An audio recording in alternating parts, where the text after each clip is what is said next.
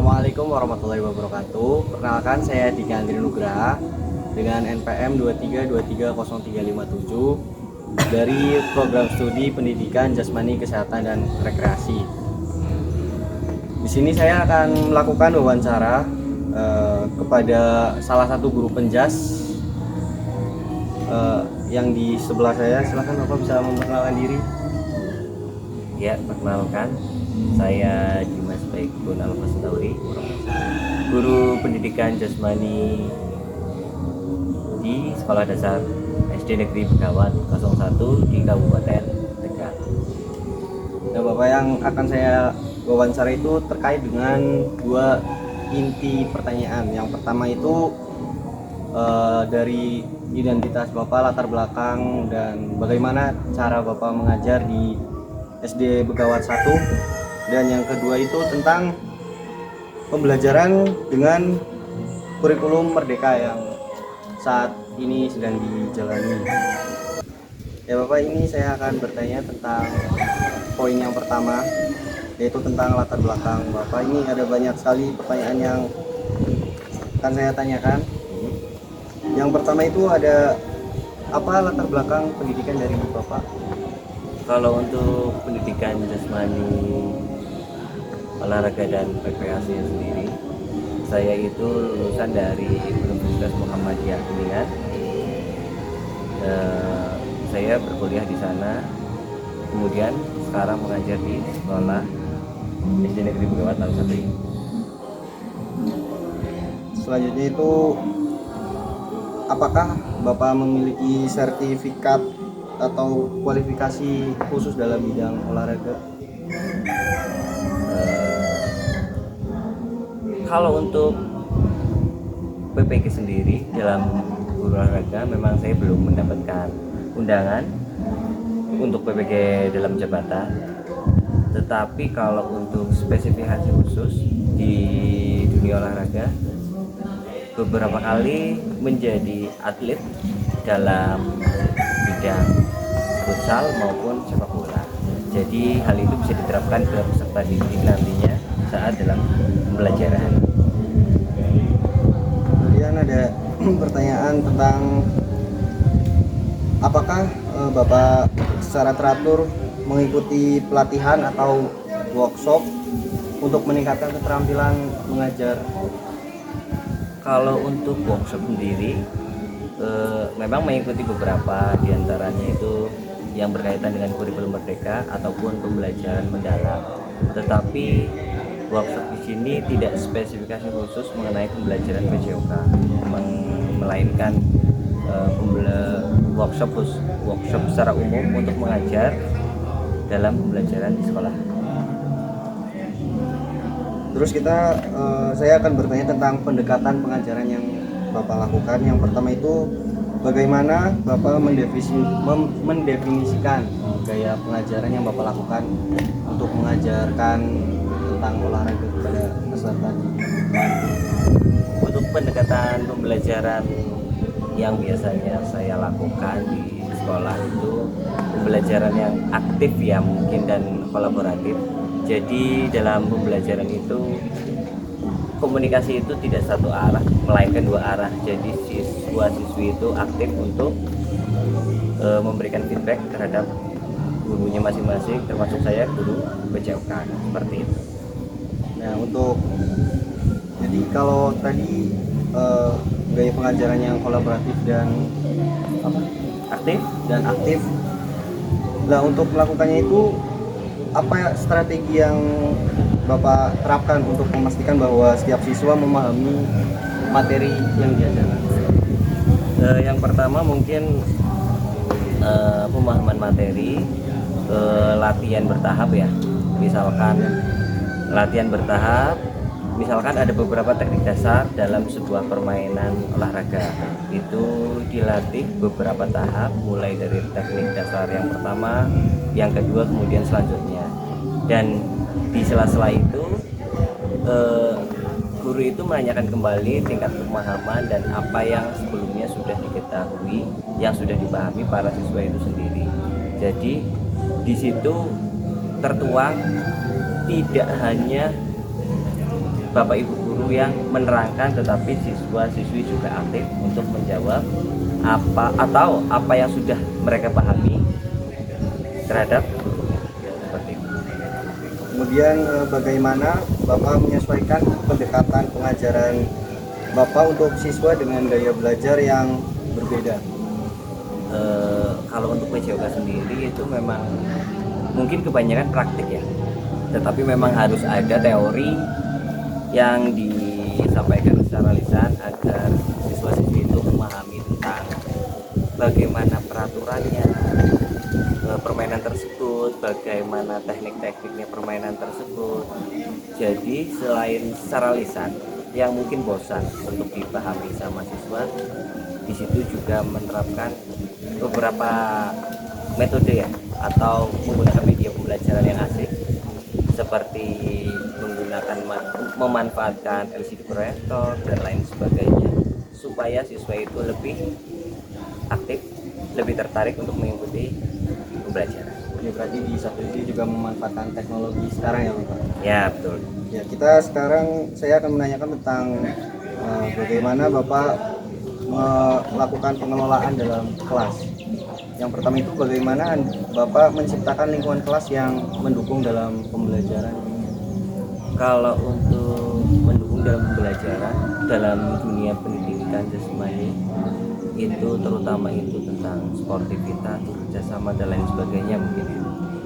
Karena saat pengajaran juga selain ada tugas individu ataupun praktik individu, dalam permainan olahraga sendiri kan memang ada sebuah kegiatan atau beberapa permainan yang harus dibuat secara grup. Jadi tidak secara mandiri. Jadi di situ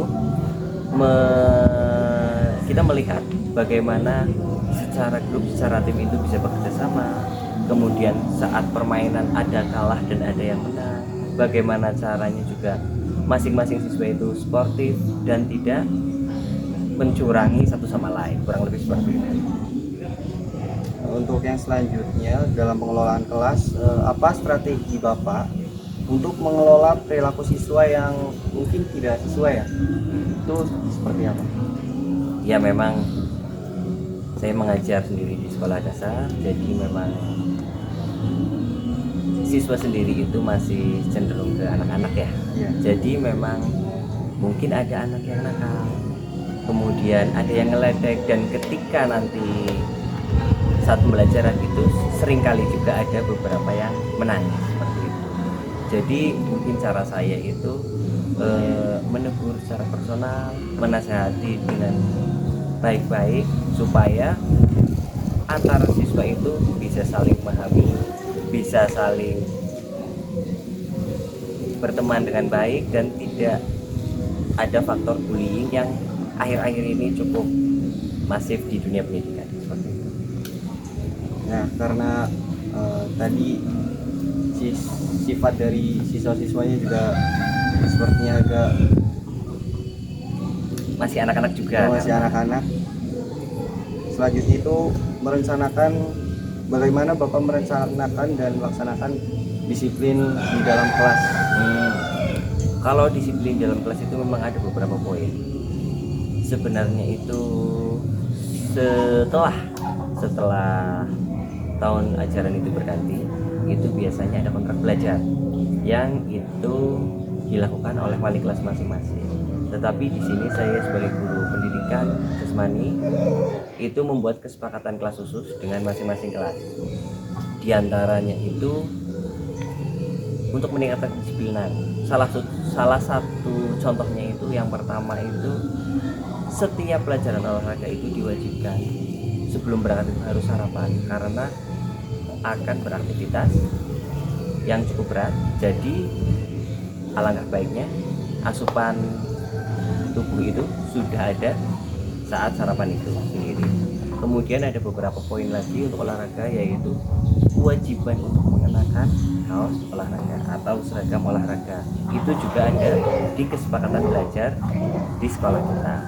Kemudian selain itu juga ada kewajiban sebelum olahraga atau berkegiatan apapun itu yang berhubungannya dengan pendidikan jasmani itu sebelumnya harus melakukan pemanasan terlebih dahulu, karena itu sangat penting untuk menghindari cedera, untuk menghindari kram dan lain sebagainya. Seperti itu. Jadi gitu ya, strategi Bapak dalam melaksanakan kedisiplinan di dalam kelas. Selanjutnya itu ada pertanyaan tentang kolaborasi dan komunikasi Bapak. Yang pertama itu bagaimana Bapak berkolaborasi dengan rekan guru atau staf yang ada di sekolah? Kalau untuk berkolaborasi itu memang hal yang sangat penting ya. Jadi bagaimana kita berkomunikasi dengan nyaman dengan staf, tenaga pendidikan ataupun guru yang lain. Terlebih guru pendidikan jasmani itu kan masuk di setiap kelas, berkomunikasi langsung dengan masing-masing wali kelas. Jadi dari bagaimana menentukan jadwal, bagaimana kondisi anak yang tertentu, karena di sekolah kami juga ada juga siswa yang kurang lebih mempunyai keterbelakangan secara fisik. Jadi ukuran badannya itu agak sedikit tidak normal. Jadi bagaimana kita berkomunikasi dengan wali kelas, bagaimana treatment terhadap siswa tersebut. Kemudian kalau untuk staf atau tenaga pendidikan lain itu saya sering berkoordinasi tentang sarana prasarana mungkin ya. Karena memang sarana prasarana olahraga itu cukup banyak, jadi saya harus berkolaborasi untuk menyiapkan peralatan-peralatan tersebut sebelum kegiatan olahraga sendiri itu dimulai.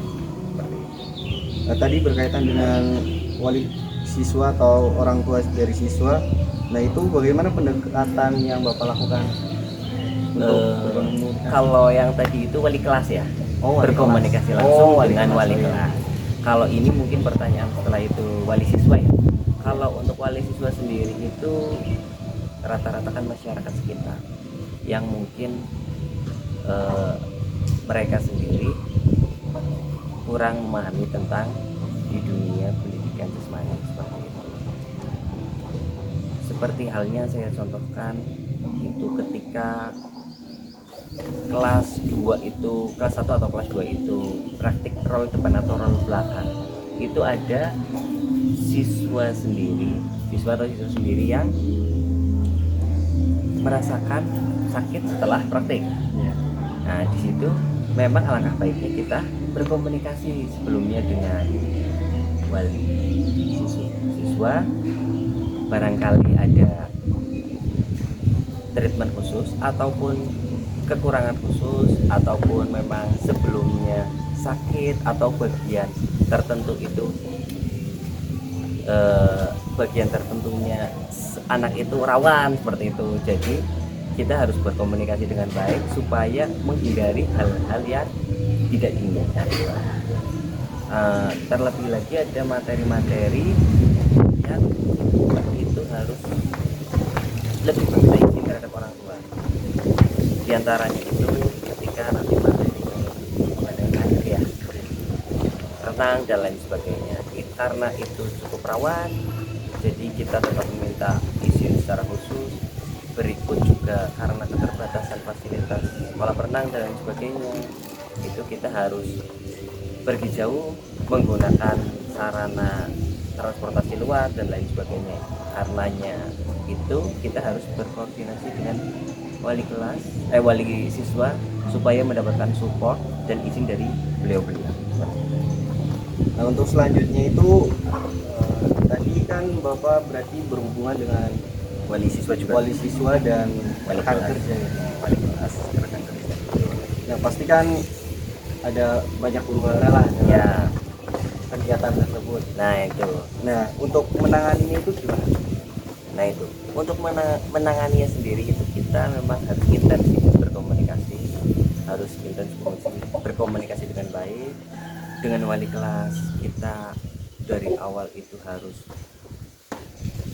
alangkah baiknya olahraga itu diletakkan jadwalnya itu di awal atau pagi hari, karena misalkan kondisinya itu cuacanya masih bagus, udaranya masih segar dan lain sebagainya. Apalagi kalau penjadwalan itu diletakkan di siang hari, cuacanya sudah panas, sementara kegiatan olahraga itu kan cenderung outdoor, di luar ruangan seperti itu banyak koordinasi yang terjalin antara guru BCOK dengan staf ataupun wali kelas sendiri.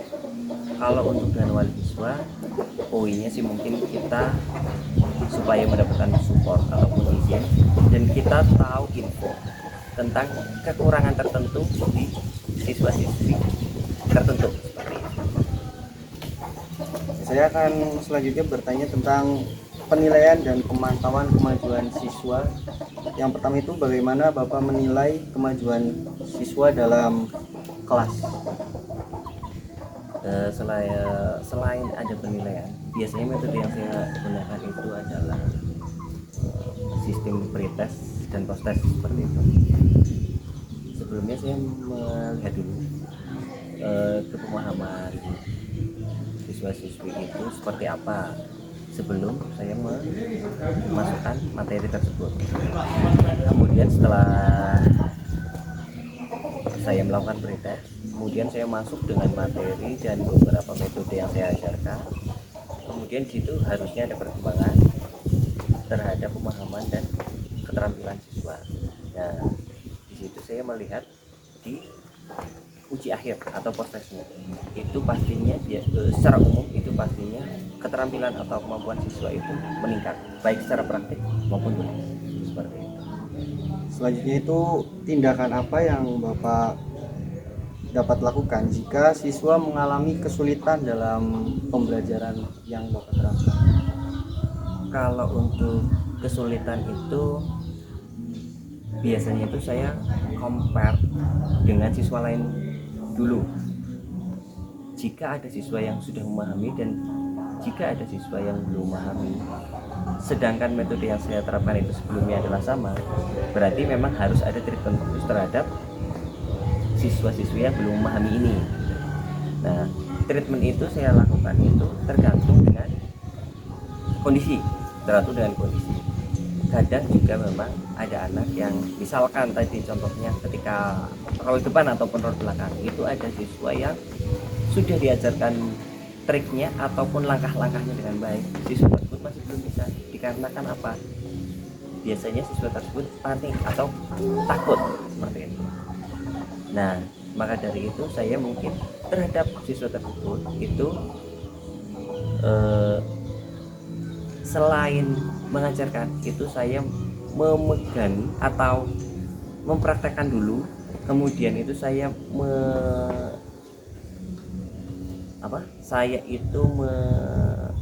menerapkan langkah-langkah yang mungkin sedikit pelan-pelan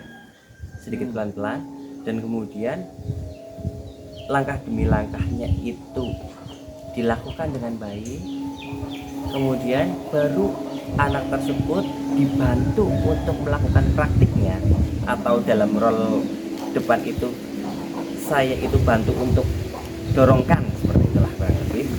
Itu baru setelah 1 kali 2 kali siswa itu sudah tidak merasa takut, dan jika dengan cara yang benar itu tidak sakit ataupun dia langsung berani.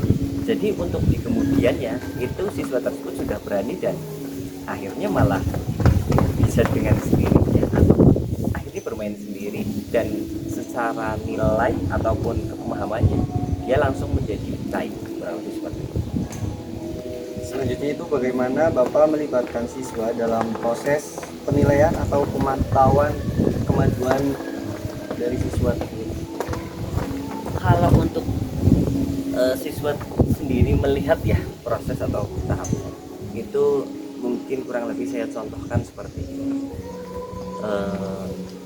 Supaya siswa tersebut melihat sendiri kemampuannya sendiri sudah seperti apa dan sebagainya, itu misalkan saya terapkan ada materi tentang gerak menendang bola. Nah, di situ saya melakukan penilaian bagaimana caranya siswa-siswi itu bisa menendang bola dengan tepat sasaran seperti itu. Nah, siswa-siswi sendiri itu bisa menilai kemampuannya dia dengan cara saya memberikan kesempatan mungkin 3 atau 5 kali seperti itu, dengan menendang bola mengarah ke sebuah gawang yang kosong. Nah, jika bola tersebut gol ataupun masuk dalam gawang, itu 1 kali, 2 kali, 3 kali dan seterusnya, ataupun bahkan lima-limanya itu masuk ke dalam gawang, itu siswa-siswa sendiri bisa melihat sendiri secara kemampuannya dia. Secara kemampuan mungkin dia kurang menendang bolanya ataupun lain sebagainya. Karena di situ saya juga menerapkan 5 kesempatan itu, saya menerapkan jarak yang berbeda-beda ataupun dengan kaki yang berbeda-beda. Ada yang dengan kaki kanan, ada yang pun dengan kaki kiri. Jadi di situ siswa bisa menilai, oh kaki kanan saya itu lebih bisa terarah, lebih kuat dan lain sebagainya. Sedangkan kaki kirinya mungkin sebaliknya. Nah di situ jadi siswa-siswi bisa melihat sendiri kemampuan atau perkembangannya dia saat melakukan pelajaran pendidikan jasmani. Pertanyaan selanjutnya itu berkaitan dengan keterlibatan Bapak dengan komunitas. Pertanyaan yang pertama itu, apakah Bapak terlibat dalam kegiatan seperti ekstrakurikuler atau kegiatan di luar jam sekolah? Kalau untuk siswa-siswi sendiri, untuk ekstrakurikuler kebetulan di sekolah dasar itu jarang yang ada, ataupun di sekolah saya sendiri itu tidak ada ekstrakurikuler. Untuk khususnya di pendidikan jasmani itu tidak ada. Tetapi di sini beberapa itu ada event seperti festival olahraga ataupun popda yang harus mengikut sertakan siswa-siswi seperti itu. Jadi ketika ada event atau momen tersebut, itu sebelumnya itu memang dipersiapkan atau dicari dulu siapa yang akan mengikuti lomba. Baru di situ ada treatment khusus supaya siswa-siswi tersebut itu dapat mengikuti lomba dengan baik, syukur-syukur mendapatkan juara seperti itu. Sebenarnya ada satu pertanyaan lagi berkaitan dengan keterlibatan komunitas, tapi secara tidak langsung tadi sudah terjawab. Kita langsung saja ke poin yang berikutnya, itu berkaitan dengan inovasi dalam pengajaran. Yang pertama, bagaimana Bapak mengintegrasikan teknologi dalam pengajaran? Kalau untuk teknologi sendiri mungkin seperti tadi ya, itu ada beberapa poin. Selain pengajaran secara lisan ataupun praktek secara langsung, itu untuk meningkatkan keaktifan siswa itu saya biasa menerapkan memunculkan video tutorial seperti itu. Nah, itu kita bisa putarkan di proyektor, siswa-siswi sendiri itu bisa melihat secara langsung pertandingan permainan ataupun peraturan permainan dan lain sebagainya, supaya siswa-siswi itu tidak merasa bosan mendapatkan materi secara lisan seperti itu. Kurang lebih seperti itu. Dan ditambah juga pengenalan materi secara lisan itu juga kadang juga saya terapkan dengan materi yang saya masukkan ke dalam PowerPoint. Jadi di situ ada gambar, terus kemudian ada bentuk-bentuk seperti bola dan sebagainya, supaya meningkatkan keaktifan siswa-siswi di sekolah saya. Seperti itu. Ini selanjutnya ada pertanyaan terakhir dari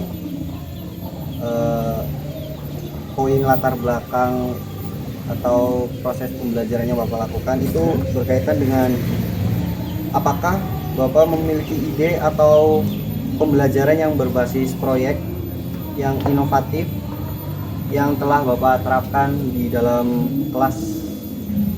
Dan kalau proyek yang inovatif, saya kira metode atau proyek-proyek dari Dinas Pendidikan itu sudah sangat baik ya. Kalau berkaitan dengan kesehatan ataupun olahraga, itu dari Dinas Pendidikan sendiri ada proyek yang bernama 7 Kebiasaan Anak Indonesia Hebat. Nah itu sendiri berkaitan erat dengan guru pendidikan jasmani, karena poin-poin di situ itu bagaimana caranya berkebiasaan hidup dengan yang sehat supaya bisa melaksanakan pembelajaran dengan efektif, bisa bisa menerima pelajaran dengan maksimal dan lain sebagainya. Nah, proyek dinas itu sendiri yang saya lanjutkan ataupun saya terapkan di sekolah saya ini, seperti itu. Ya, oke, baik Bapak. Kita selanjutnya ke pertanyaan inti yang kedua yang berkaitan dengan kurikulum Merdeka ya. Itu ada 8 poin yang akan saya tanyakan, dan poin yang pertama itu berkaitan dengan pemahaman tentang kurikulum Merdeka. Pertanyaannya yaitu, apa pemahaman Bapak tentang konsep kurikulum Merdeka dan bagaimana Bapak menjelaskan karakteristik utama dari kurikulum Merdeka kepada siswa? Ya, kurikulum Merdeka sendiri itu kan yang kita terapkan itu sesuai dengan profil pelajar Pancasila ya. Kemudian sementara kurikulum Merdeka itu kan menekankan untuk pembelajaran yang fleksibel, kemudian aktif. Jadi fleksibel itu sesuai, mungkin bisa dikategorikan sesuai minat dan bakatnya peserta didik ataupun siswa-siswi seperti itu. Nah, fleksibilitas sendiri itu kurang lebih seperti ini. Ada materi tentang permainan invasi, kurang lebih seperti itu. Sementara permainan invasi sendiri itu kan sebenarnya yang umum dijumpai itu kan ada dua, yaitu sepak bola dan bola basket. Nah, jadi kita fleksibel juga, tergantung minat dan bakatnya siswa tersebut. Ada yang memilih ataupun lebih suka terhadap minat ke sepak bola, dan ada juga beberapa yang lebih berminat terhadap bola basket. Yang penting di sini poin tentang permainan invasi sendiri itu tersampaikan dengan baik. Oke, kita lanjut karena tadi kepotong ada azan. Ya, Kita lanjutkan ke poin yang kedua, yaitu tentang penerapan prinsip-prinsip kurikulum Merdeka dalam pengajaran. Untuk pertanyaannya itu, bagaimana Bapak menerapkan fleksibilitas kurikulum untuk menyesuaikan kebutuhan dan minat siswa di dalam kelas? kalau untuk minat sendiri mungkin tadi ya, kalau minat sendiri mungkin tadi itu tergantung keminatan siswa-siswi itu berminatnya untuk di permainan apa gitu. Bisa jadi di permainan net sendiri ada yang siswa-siswi yang berminat terhadap bola voli, ada yang berminat di bulu tangkis ataupun di tenis meja. Itu kan mungkin keminatannya masing-masing. Nanti di situ ada fleksibilitas yang bisa digunakan. Selain itu juga ada fleksibilitas mengenai kebugaran fisik ataupun kemampuan fisik siswa masing-masing. Nah, di situ sebelumnya itu memang ada kolaborasi tadi dengan puskesmas atau dinas kesehatan terdekat itu untuk mengetahui yang pertama tinggi badan, berat badan, kemudian nilai kebugaran siswa-siswi. Nah, di situ kita juga bisa melihat tingkat kemampuan kebugaran siswa itu kan masing-masing juga, dan nanti kita sesuaikan dalam pengajaran saat materi diberikan. Selanjutnya itu, bagaimana Bapak memfasilitasi pembelajaran yang berpusat pada peserta didik?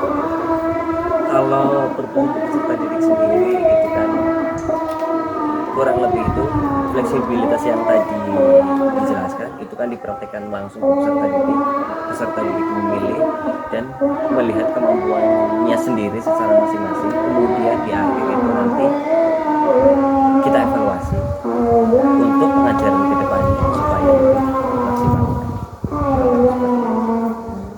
Itu pertanyaan poin kedua, dan kita selanjutnya ke poin ketiga, yaitu tentang penggunaan sumber belajar berbasis teknologi.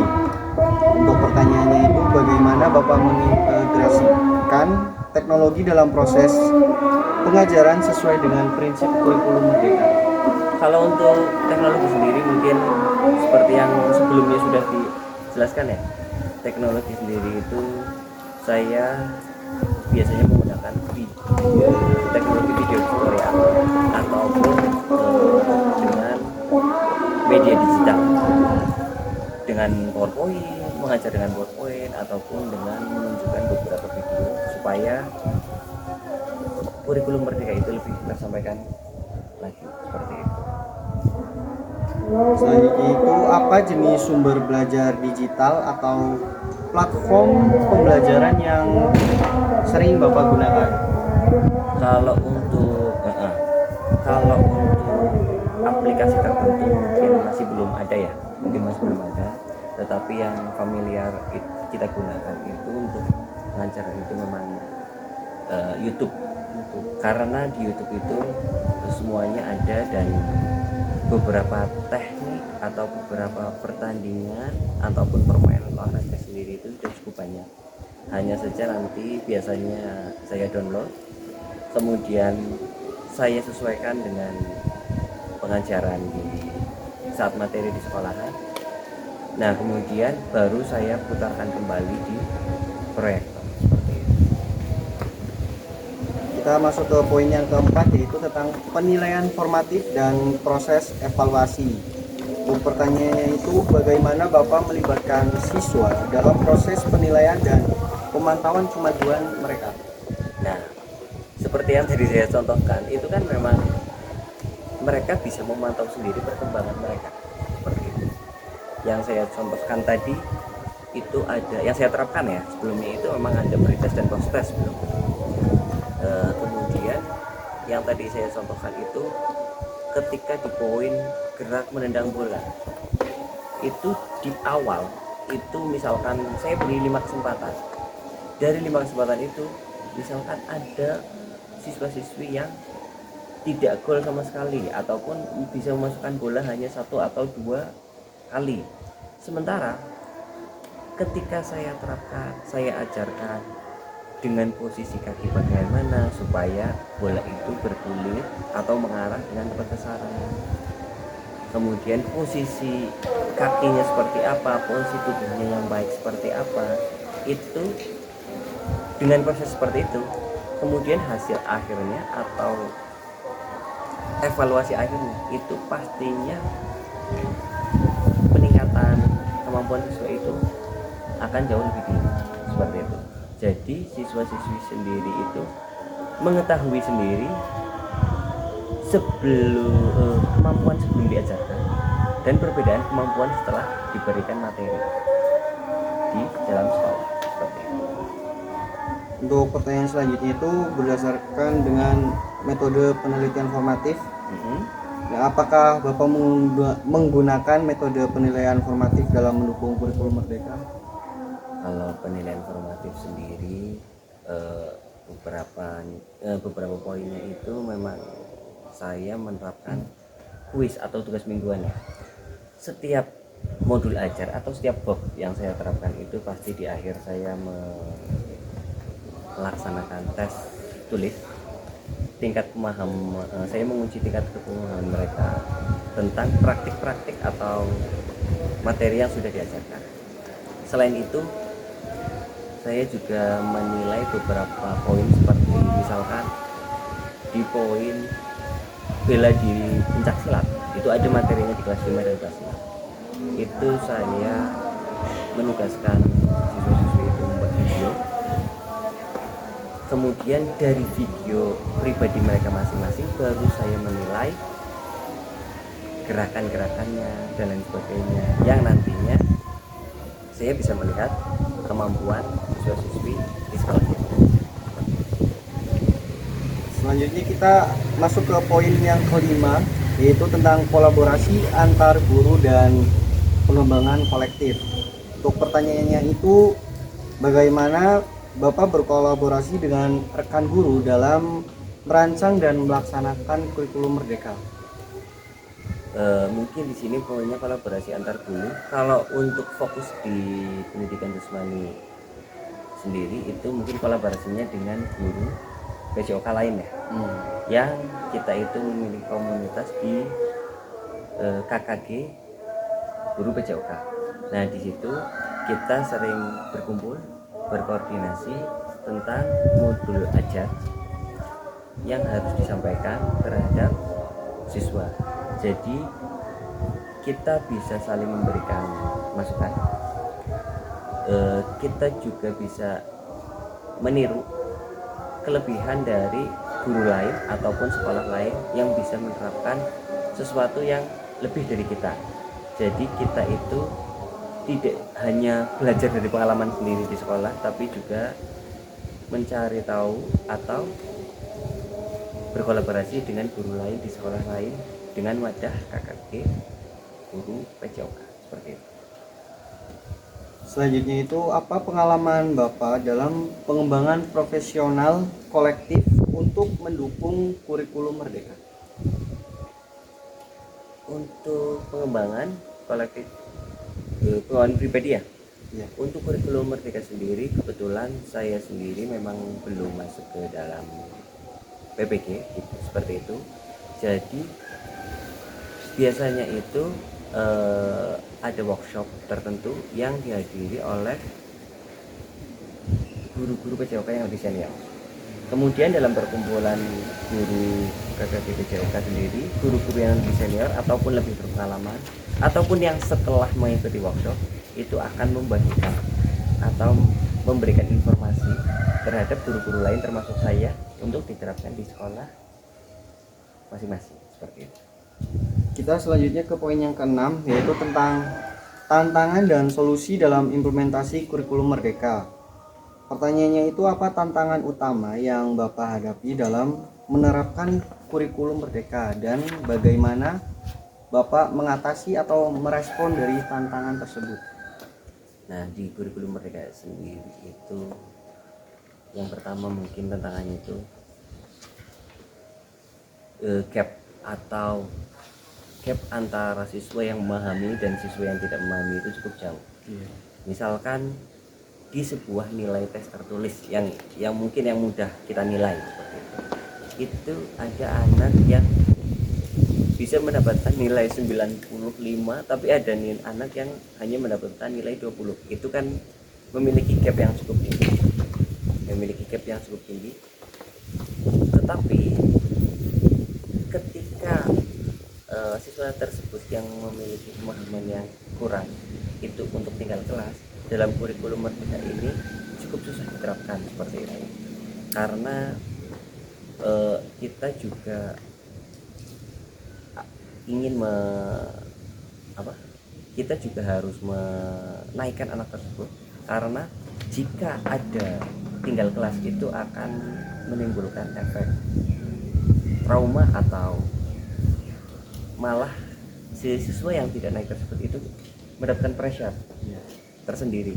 Jadi sementara kita itu bingung karena siswa tersebut harus naik untuk menghindari pressure terhadap diri sendiri, sementara tingkat pemahaman siswa tersebut masih kurang jika dinaikkan ke jenjang berikutnya. Itu mungkin gap yang cukup tinggi. Kemudian tantangan berikutnya mungkin kalau di dunia PJOK itu fasilitas atau sarana prasarana ya. Itu kalau di sekolah saya sendiri itu cukup jauh dengan lapangan sepak bola ataupun lapangan yang cukup luas. Jadi kita banyak melakukan modifikasi permainan seperti itu. Jadi bagaimana modifikasi permainan? Mungkin kan sekarang yang sudah tenar itu modifikasi permainan dari sepak bola ke mini soccer itu kan mungkin sudah banyak. Nah, sementara kita itu di sekolah harus banyak sekali modifikasi yang harusnya lapangan kasti itu memiliki panjang sekitar 60 meter. Kita harus modifikasi lapangan tersebut menjadi lebih kecil. Kemudian jumlah regunya itu juga semakin sedikit pemainnya supaya pembelajaran itu tetap bisa berjalan dengan baik. Mungkin fasilitas juga yang menjadi tantangan terutama guru pendidikan jasmani. Itu tadi tantangan dan solusi ya. Ya. Selanjutnya itu poin ke-7 tentang partisipasi siswa dalam pengembangan karakter. Untuk pertanyaannya yang pertama itu bagaimana Anda mendorong partisipasi aktif siswa dalam proses pembelajaran sesuai dengan semangat kurikulum Merdeka? Nah, kalau bicara semangat, biasanya itu yang saya terapkan itu ketika praktik dalam sebuah tim, dalam sebuah grup ya. Saya membuat grup berkelompok masing-masing. Itu di situ semangatnya itu cenderung tinggi karena ada sedikit kompetisi yang ingin menang dan lain sebagainya, bagaimana cara memberikan yang terbaik, tidak mengecewakan teman satu tim dan lain sebagainya. Nah di situ saya terapkan di permainan atau materi-materi yang bagus untuk bisa saya kelompokkan mereka untuk menjadi beberapa tim seperti itu. Ya, dan pastinya juga menyenangkan ya ketika siswa bermain berkelompok. Itu jauh lebih fun atau mereka jauh lebih bersemangat dibanding ketika mereka praktik maju satu-satu atau secara individu. Selanjutnya itu bagaimana Bapak mendukung pengembangan karakter siswa melalui P5 selama pembelajaran? Film sendiri mungkin saya lebih saya garis bawahi di pendidikan jasmani itu tentang di kedisiplinan dan sportivitas seperti itu. Kedisiplinan sendiri tadi saya sangat terapkan di kontrak belajar supaya siswa itu disiplin dalam menjaga kondisi tubuh, disiplin untuk menghindari cedera, mengenakan pakaian olahraga dengan baik dan lain sebagainya. Jika di sportivitas sendiri itu bagaimana tidak curang, saya juga sering menjadi penengah ataupun wasit ya dalam sebuah pertandingan ataupun permainan seperti itu, supaya siswa sendiri itu tahu mana yang pelanggaran, mana yang tidak, mana yang tidak boleh, mana yang boleh, seperti itu. Dan selain itu juga pastinya menjunjung tinggi kerjasama antar teman atau antar siswa-siswi. Di situ bisa saya terapkan di permainan kelompok tadi. Kita masuk ke poin yang terakhir nih Bapak, yaitu poin ke-8, yaitu tentang keterlibatan orang tua dalam kurikulum merdeka. Nah, untuk pertanyaannya, bagaimana Bapak melibatkan orang tua dalam mendukung implementasi kurikulum merdeka? Kalau untuk komunikasi dengan orang tua itu pasti ya, pasti di awal itu barangkali ada siswa-siswi yang mempunyai kelemahan tertentu, itu pasti disampaikan di awal.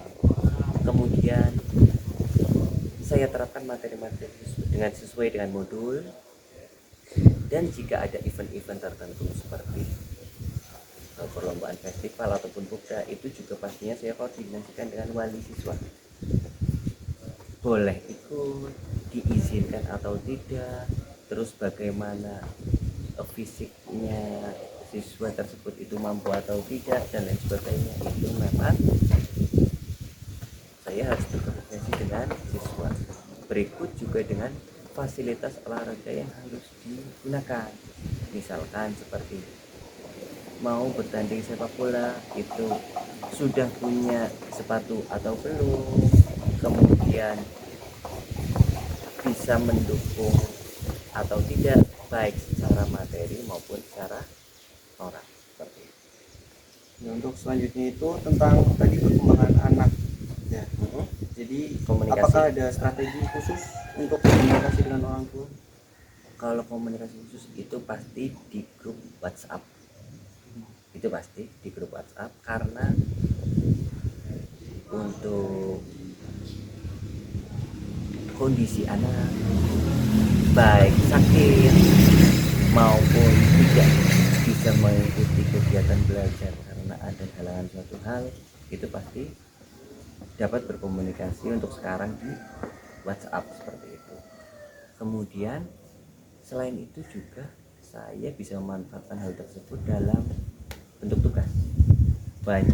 Beberapa tugas-tugas juga disampaikan itu melalui teknologi tersebut, supaya yang pertama lebih mudah tersampaikan, kemudian tidak mudah hilang atau ada recordnya seperti itu. Nah, jadi pemantauan atau komunikasi antara wali siswa dan guru itu sama-sama mengetahui perkembangan bisa dilihat dari aplikasi tersebut, karena dari tugas maupun kondisi atau korban anak bisa dilihat juga dari situ, kurang lebih seperti itu. Ya, mungkin cukup. Terima kasih Bapak karena sudah menjawab pertanyaan yang saya tanyakan kepada Bapak, dan terima kasih karena sudah menyempatkan waktunya. Jadi itu proses wawancara saya dengan Bapak Dimas di SD Negeri Begawat. Begawat 1. Terima kasih. Assalamualaikum warahmatullahi wabarakatuh. Waalaikumsalam.